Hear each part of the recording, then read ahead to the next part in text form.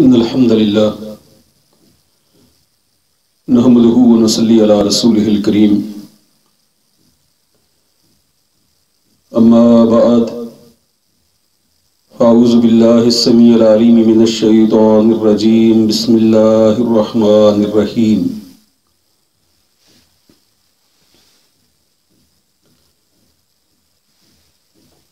وعن ابن عمر رضي الله عنهما قال سیدنا عبداللہ بن عمر رضی اللہ عنہما سے روایت ہے، انہوں نے کہا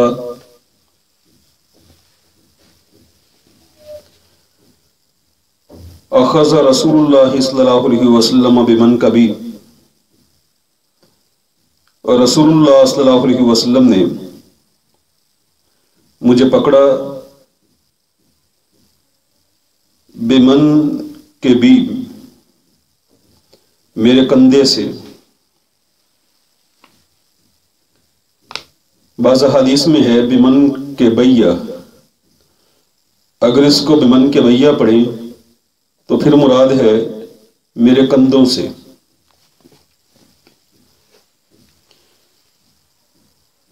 اخذ رسول اللہ صلی اللہ علیہ وسلم بمن کے بھی، اور رسول اللہ صلی اللہ علیہ وسلم نے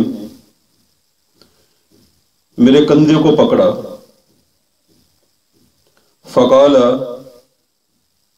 اصحاب علیہ الصلوۃ والسلام نے ارشاد فرمایا، کن فی الدنیا،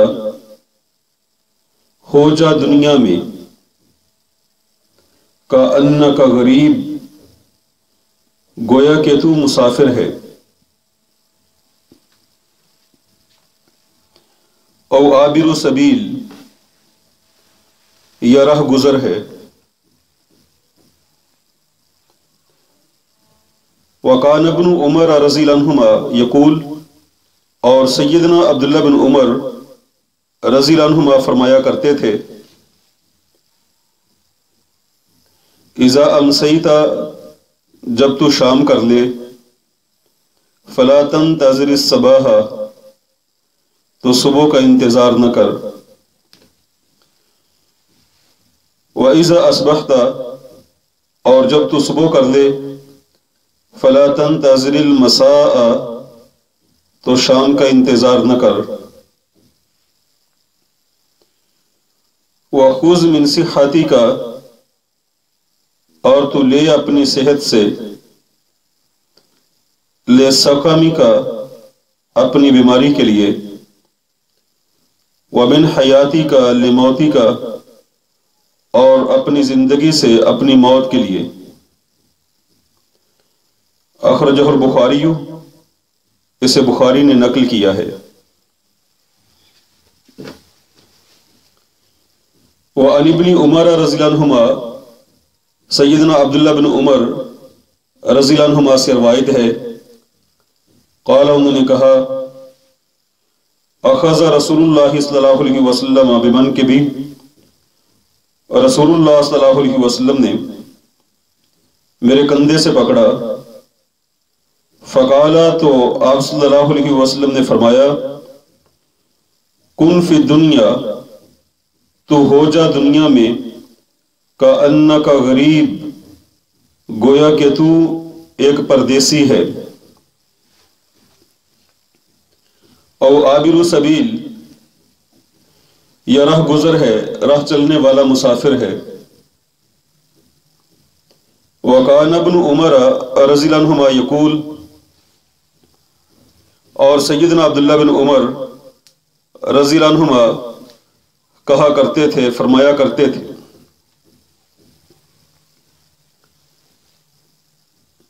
اذا امسیت، جب تو شام کر لے، فلا تنتظر الصباح، تو صبح کا انتظار نہ کر، وَإِذَا أَصْبَحْتَ، اور جب تو صبح کر لے، فَلَا تَنْتَظِرِ الْمَسَاءَ، تو شام کا انتظار نہ کر، وَخُذْ مِنْ صِحَّتِكَ، اور تو لے اپنی صحت سے، لِسَقَمِكَ، اپنی بیماری کے لیے، اور تو اپنی صحت سے اپنی بیماری کے لیے کچھ لے لے، وَمِنْ حَيَاتِكَ لِمَوْتِكَ، اور اپنی زندگی سے اپنی موت کے لیے کچھ لے لے۔ اخرجہ البخاری، اس کو بخاری نے نقل کیا ہے۔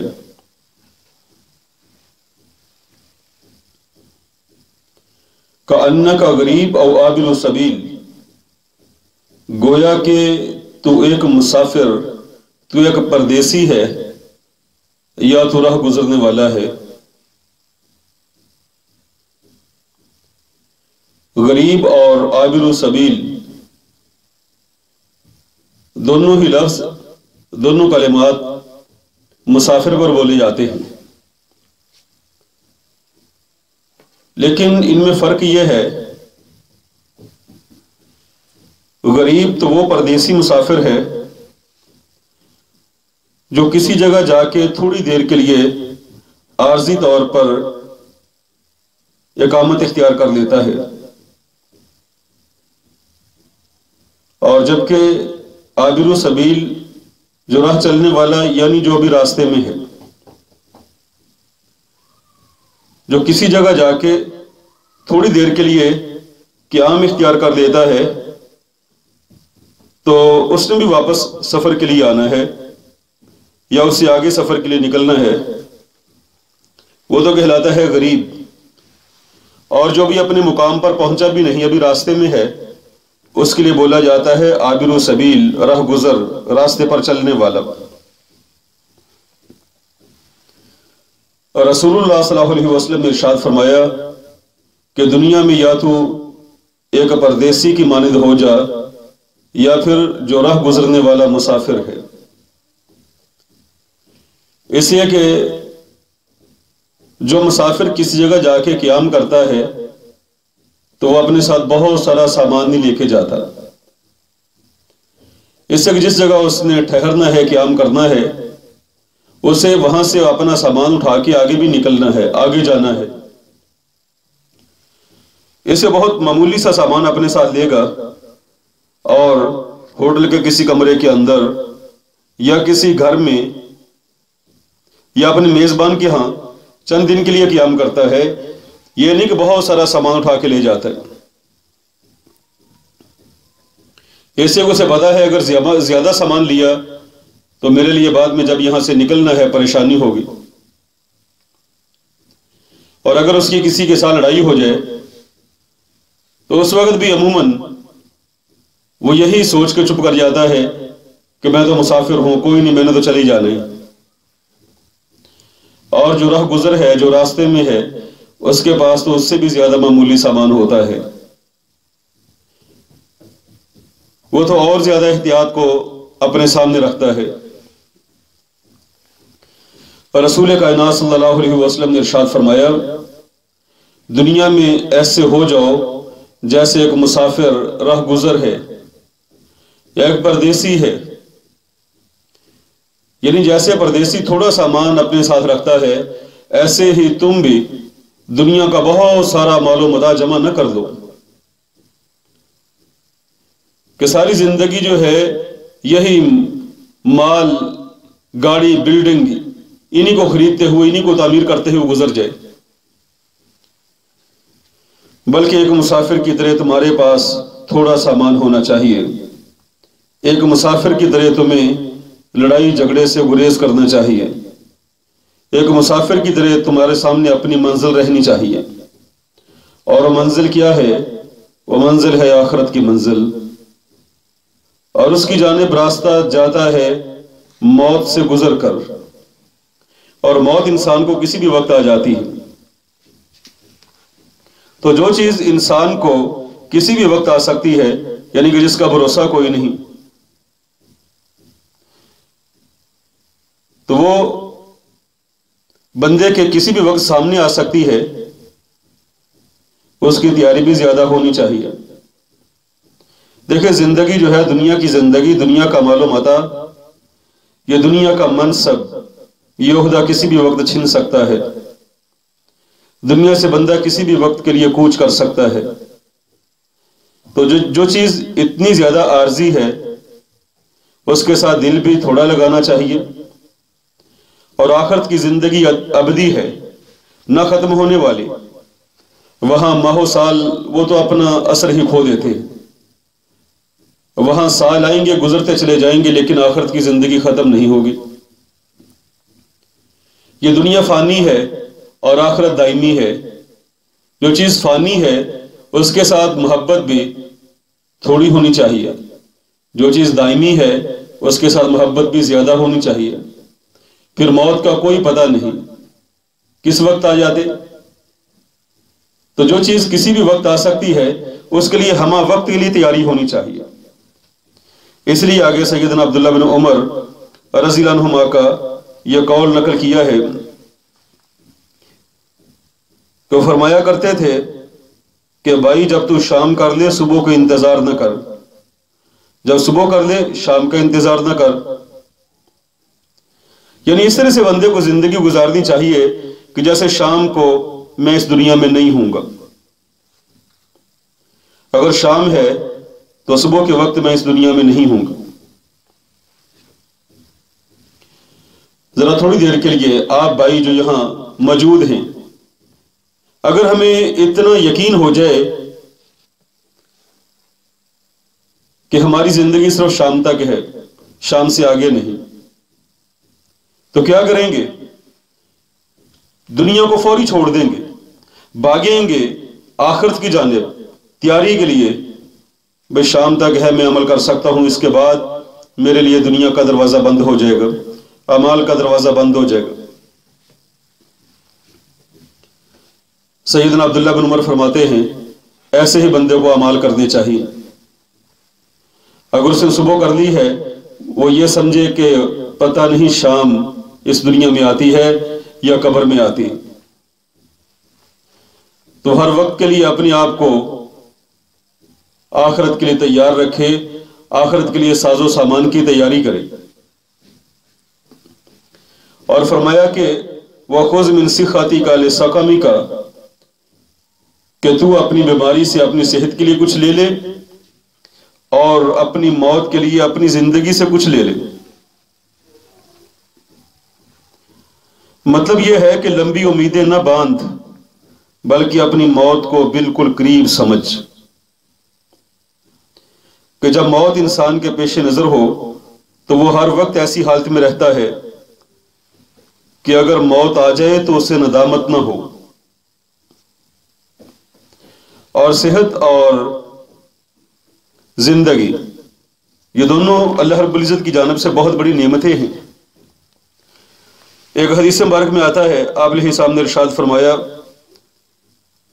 نعمتانی مغمونن فیہما کثیر من الناس، دو نعمتیں ایسی ہیں کہ بہت سارے لوگ ان کی قدر نہیں کرتے، اور وہ کیا ہے؟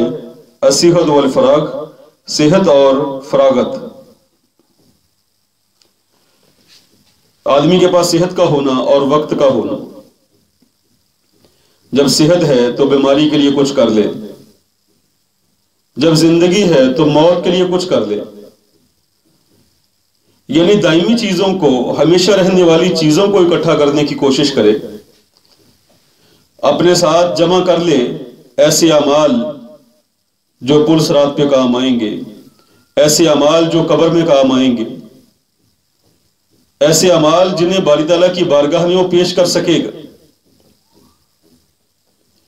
تو آپ علیہ السلام نے ارشاد فرمایا کہ بندے کو دنیا میں ایک پردیسی مسافر کی طرح رہنا چاہیے کہ ہر وقت بندہ تیاری میں ہے کہ اس کے سامنے اس کی منزل ہے کہ فلاں مقام تک میں نے پہنچنا ہے۔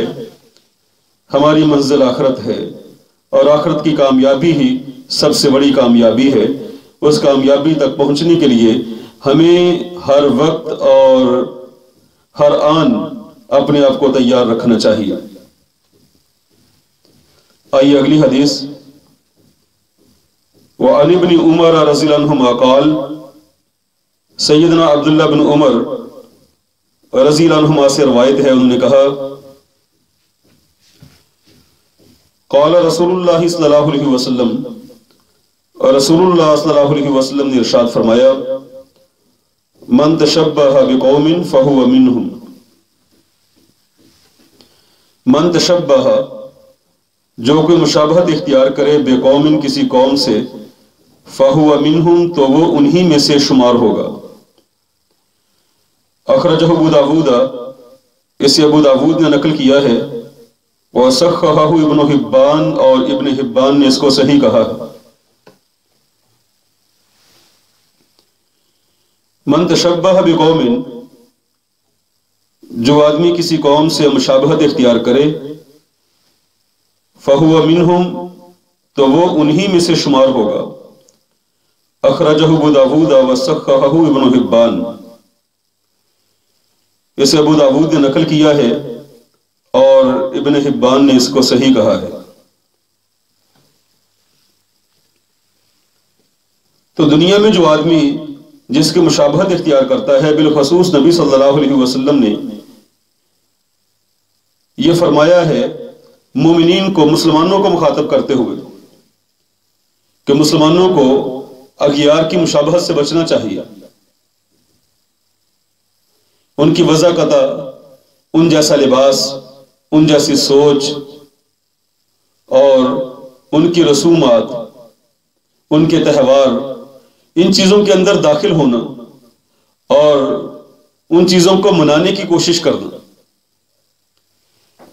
यानी मुसलमान काफिर को खुश करने के लिए लगा रहे। इससे वो अपने इस्लाम को नीचा करता है, जबकि इस्लाम बुलंद है और बाकी जितने भी मज़ाहब हैं ये इससे नीचे हैं। कि अपनी मिल्लत पर कियास अक़वाम मगरब से न कर, खास है तरकीब में कौम रसूल हाशमी। कौम रसूल हाशमी की अपनी एक खास तरकीब है, ये बाकी तमाम अक़वाम से मुमताज है।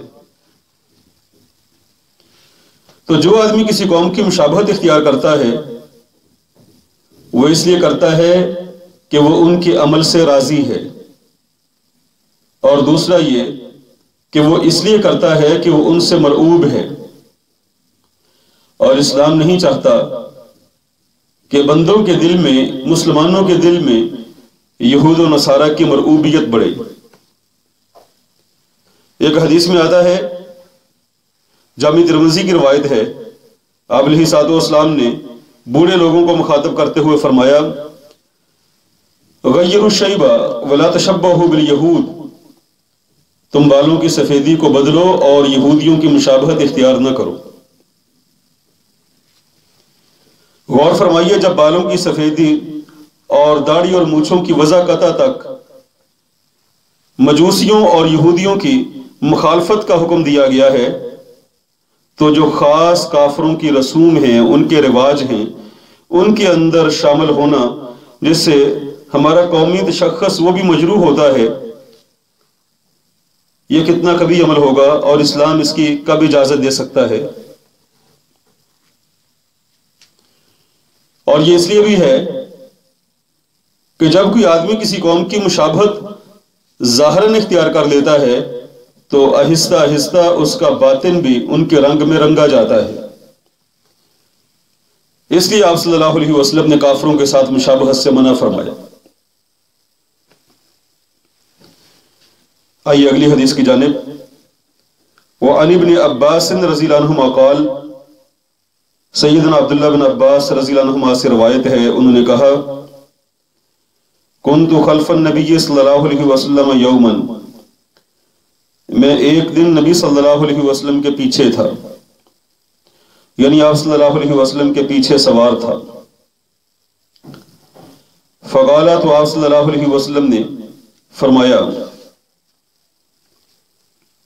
या गुलामू, ए लड़के, इहफ़ज़िल्लाह, तू अल्लाह की हिफाजत कर। दूसरा माने है तू अल्लाह का ध्यान रख, और तीसरा माना है तो अल्लाह के अहकाम की हिफाजत कर। अहकाम ब्रैकेट में, यहफज का वो तेरी हिफाजत करेगा। इहफज़िल्लाह, तो अल्लाह की हिफाजत कर, तजिदहु तुजाहा का, तो उसे अपने सामने पाएगा। तो अल्लाह का ध्यान रख, तो उसे अपने सामने पाएगा। तो अल्लाह के अहकाम की हिफाजत कर, तो उसे अपने सामने पाएगा। वइज़ा सअलता फस्अलिल्लाह, اور جب تو سوال کرے تو اللہ سے سوال کر۔ وَإِذَا اسْتَعَنْتَ، اور جب تو مدد مانگے، فَاسْتَعِن بِاللَّهِ، تو اللہ سے مدد مانگ۔ رواہ ترمذی، اس کو ترمذی نے روایت کیا ہے۔ وقال حسن صحیح، اور انہوں نے کہا کہ یہ روایت حسن صحیح ہے۔ وعن ابن عباس رضی اللہ عنہما قال، سیدنا عبداللہ بن عباس رضی اللہ عنہما سے روایت ہے، انہوں نے کہا کنت خلف النبی صلی اللہ علیہ وسلم، میں نبی صلی اللہ علیہ وسلم کے پیچھے تھا، میں نبی صلی اللہ علیہ وسلم کے پیچھے، آگے بریکٹ میں سوار تھا۔ یومن، ایک دن، فقال، تو آپ صلی اللہ علیہ وسلم نے فرمایا یا غلام، اے لڑکے، احفظ اللہ، تو اللہ کے احکام کی حفاظت کر، یحفظ کا، وہ تیری حفاظت کرے گا۔ احفظ اللہ، تو اللہ کے احکام کی حفاظت کر، تجدہ تجاہک کا، تو اسے اپنے سامنے پائے گا۔ وَإِذَا سَأَلْتَ، اور جب تو سوال کرے، فَاسْأَلِ اللَّهَ، تو اللہ سے سوال کر۔ وَإِذَا اسْتَعَنْتَ، اور جب تو مدد مانگے، فَاسْتَعِن بِاللَّهِ، تو اللہ سے مدد مانگ۔ رواہ ترمذی وقال حسن صحیح، اسے ترمذی نے روایت کیا ہے اور انہوں نے کہا کہ یہ حدیث حسن صحیح ہے۔ اور ترمذی میں اس حدیث کا بقیہ حصہ ان الفاظ کے اندر ہے، اور جان لے کہ اگر امت اس بات پر جمع ہو جائے کہ وہ تجھے کوئی نقصان پہنچائیں گے تو ساری دنیا کے لوگ مل کر بھی تجھے نقصان نہیں پہنچا سکتے،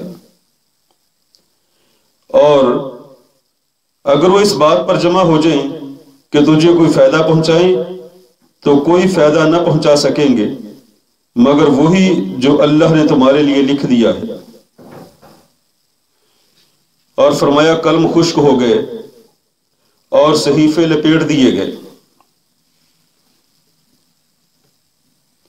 حدیث مبارک میں ہے، آپ علیہ السلام نے ارشاد فرمایا، اے بندے، یعنی اے لڑکے، عبداللہ بن عباس سے، کہ تو اللہ کے احکام کی حفاظت کر یا اللہ کا دھیان رکھ۔ کیا مطلب؟ اللہ کی حدود، اس کے احکام، اس کی منع کی ہوئی چیزیں اور اللہ کے ساتھ کیے جانے والے عہد و پیمان، ان سب کا دھیان رکھ، ان کو پورا کر، ان کی حفاظت کر، اور اللہ کی حد میں آ جا، اس سے آگے مت بڑھ۔ اس لیے اللہ رب العزت نے قرآن حکیم میں مومنین کی صفات کا ذکر کرتے ہوئے ان الفاظ میں بھی ان کی ایک صفت بیان کی ہے، وَالْحَافِظُونَ لِحُدُودِ اللَّهِ، اور وہ ایسے لوگ ہیں جو اللہ کی حدود کی حفاظت کرنے والے ہیں، اللہ کی حدود سے آگے نہیں بڑھتے، تجاوز نہیں کرتے۔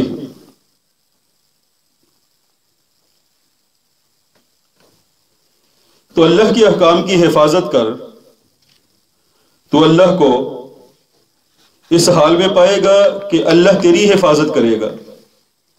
تجدہ تجاہک کا، تو اسے اپنے سامنے پائے گا۔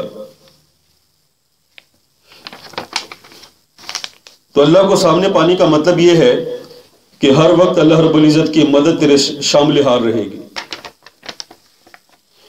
جب بھی تیرے لیے کوئی مسئلہ بن جاتا ہے، کوئی تنگی کا سامان ہے، اللہ رب العزت تجھے اس تنگی سے نکالیں گے۔ جیسا کہ قرآن حکیم میں آتا ہے، وَمَن يَتَّقِ اللَّهَ يَجْعَل لَّهُ مَخْرَجًا وَيَرْزُقْهُ مِنْ حَيْثُ لَا يَحْتَسِبُ، جو اللہ پر توکل کرتا ہے، اللہ پر بھروسہ کرتا ہے، اللہ اس کے لیے ہر مصیبت سے نکلنے کا راستہ بنا دیتا ہے، اور اسے وہاں سے رزق دیتا ہے جہاں سے اس کا گمان بھی نہیں ہوتا۔ تو اللہ کے احکام کی حفاظت کرنے والا بندہ اللہ کو اپنے سامنے پاتا ہے۔ احفظ اللہ، تو اللہ کے احکام کی حفاظت کر، تجدہ تجاہک کا، تو اسے اپنے سامنے پائے گا۔ ہر وقت اور ہر موڑ پہ اللہ رب العزت کی مدد تیرے ساتھ رہے گی۔ اور فرمایا وَإِذَا سَأَلْتَ فَاسْأَلِ اللَّهَ، اور جب بھی تو سوال کرے تو اللہ سے سوال کر، اس لیے کہ اللہ تعالیٰ سے سوال کرے تو اللہ خوش ہوتا ہے اور سوال نہ کرنے والے سے ناراض ہوتا ہے، جبکہ بندے سے سوال کیا جائے، بندے سے مانگا جائے تو وہ ناراض ہوتا ہے، اور اسے نہ مانگا جائے تو دوستی کو برقرار رکھتا ہے۔ ایک حدیث میں آتا ہے، جامع ترمذی کی روایت ہے، آپ علیہ السلام نے ارشاد فرمایا، من لم یسأل اللہ یغضب علیہ، جو بندہ اللہ سے سوال کبھی کرتا ہی نہیں تو اللہ اس سے ناراض ہو جاتے ہیں۔ ایک عربی کا شاعر اپنے الفاظ میں یوں کہتا ہے، اللہ یغضب ان ترکت سوالہ، اللہ ناراض ہوتے ہیں اگر تو ان سے سوال کرنا چھوڑ دے۔ وَتَرَبْنَ آدم حین یسأل یغضب، اور تو دیکھ ابن آدم کو کہ اس وقت غصہ میں آئے گا جب اس سے سوال کیا جائے گا۔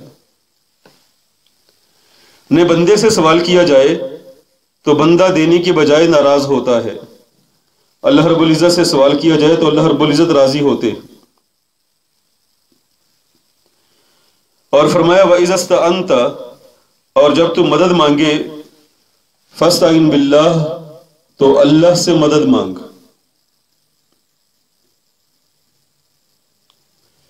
اسے کہ اگر اللہ مدد نہ کرے تو کوئی بھی کام نہیں ہو سکتا۔ نیکی میں بھی اللہ کی مدد، اور دنیاوی امور کے اندر بھی اللہ کی مدد، شرعی امور کے اندر بھی اللہ کی مدد۔ دعا جو ہے بندے کے لیے بہت بڑا سہارا بن جاتی، اس لیے سلف صالحین دعا کی طرف بڑی توجہ فرماتے تھے۔ تو جب بھی بندہ مدد مانگے صرف اور صرف اللہ سے مدد مانگے، اسے کہ لوگوں سے جو بھی مانگا جائے گا لوگ تھوڑی دیر دینے کے بعد اپنے ہاتھ کو روک بھی لیں گے اور مانگنے والے سے ناراض بھی ہوں گے۔ تو اپنے مضمون کے اعتبار سے یہ حدیث بڑی جامع ہے۔